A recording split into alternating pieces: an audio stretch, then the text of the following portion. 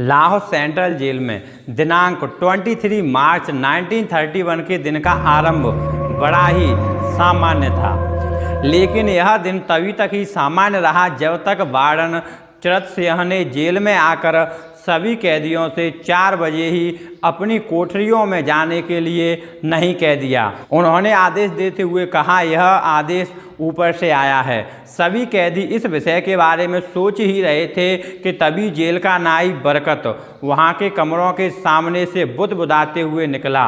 आज रात भगत सिंह, राजगुरु और सुखदेव को फांसी दी जाने वाली है। ये सुनते ही सभी कैदियों के पैरों तले जमीन खिसक गई। वहीं अपनी कोठरियों में बंद भगत सिंह और उनके साथियों को इस बात का आदेशा ही नहीं था कि उन्हें तय की गई तिथि से 1 दिन पहले ही फांसी दी जाने वाली है। क्या आपको पता है अंतिम 12 घंटों में भगत सिंह और उनके साथियों के साथ क्या हुआ था? अभी तो सिर्फ 15।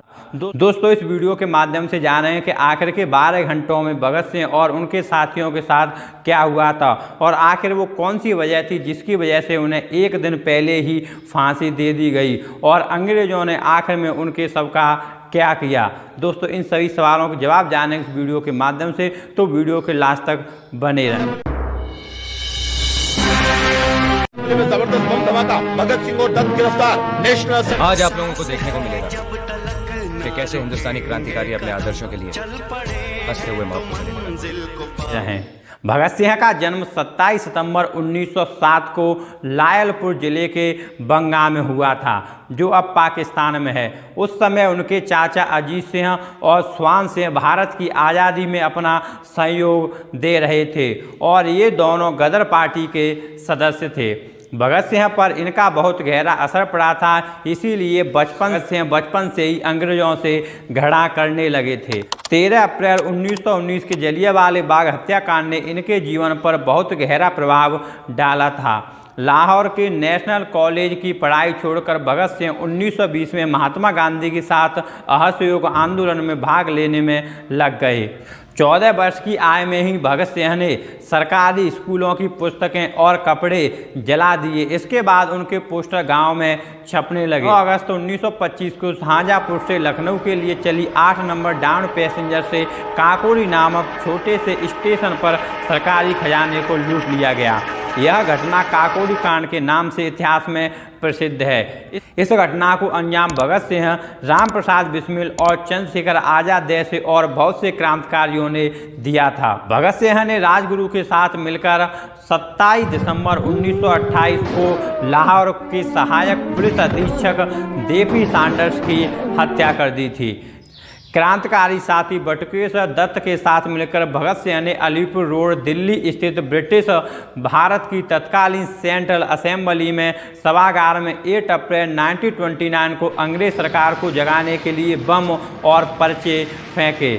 सरदार भगत सिंह को केंद्रीय असेंबली में बम फेंकने के मामले में फांसी की सजा सुनाई गई थी। इस फांसी की तिथि 24 मार्च 1931 तय की गई थी, लेकिन अंग्रेज सरकार को डर था कहीं भारत के लोग 24 मार्च को आके आंदोलन ना कर दें, इसीलिए उन्होंने 1 दिन पहले ही 23 मार्च को फांसी दे दी। जितेंद्र सन्यास की लिखी हुई एक किताब भगत सिंह के अनुसार ठीक फांसी पर चढ़ने से पहले के समय भगत सिंह ने मिस्टर मजिस्ट्रेट से कहा था, आप बहुत भाग्यशाली हैं क्योंकि आपको यह देखने के लिए मिल रहा है कि भारत के ये क्रांतिकारी किस तरह अपने आदर्शों के लिए फांसी पर भी झूल जाते हैं। जेल में कोठरी नंबर 14 में रहने के दौरान भगत सिंह ने कई किताबें पढ़ी थीं। इतना ही नहीं, अपनी फांसी पर जाने से पहले वे लेनिन की जीवनी पढ़ रहे थे।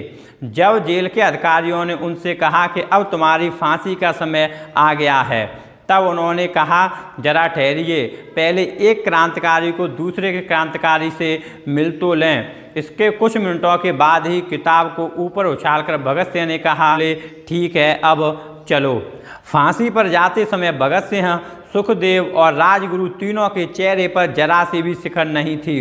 उल्टा वे तीनों मस्ती में गा रहे थे, मेरा रंग दे बसंती चोला, मेरा रंग दे बसंती चोला। उन्हें फांसी देने वाले जल्लाह का नाम मसीह था।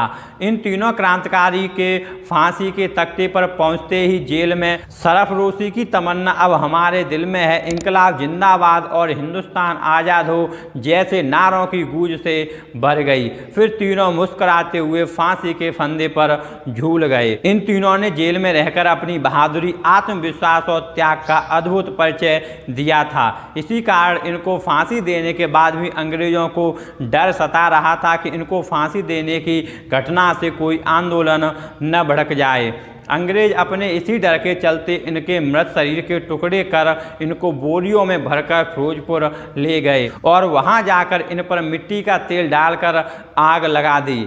जब गांव वालों ने आग जलते देखी तो वह वहां पहुंचे। गांव वालों के भय को देखकर अंग्रेज शवों को अध जला छोड़कर उनके टुकड़ों को सतलुज नदी में फेंक दिया और वहां से भाग खड़े हुए। गांव वालों ने इनके मृत शरीर के टुकड़ों को एकत्रित कर विधिवत दाह संस्कार किया। भगत सिंह को 23 मार्च 1931 को शाम 7:33 पर ब्रिटिश सरकार ने फांसी दे दी थी, जबकि फांसी 24 मार्च 1931 को दी जानी थी, लेकिन ब्रिटिश सरकार को माहौल बिगड़ने का डर था।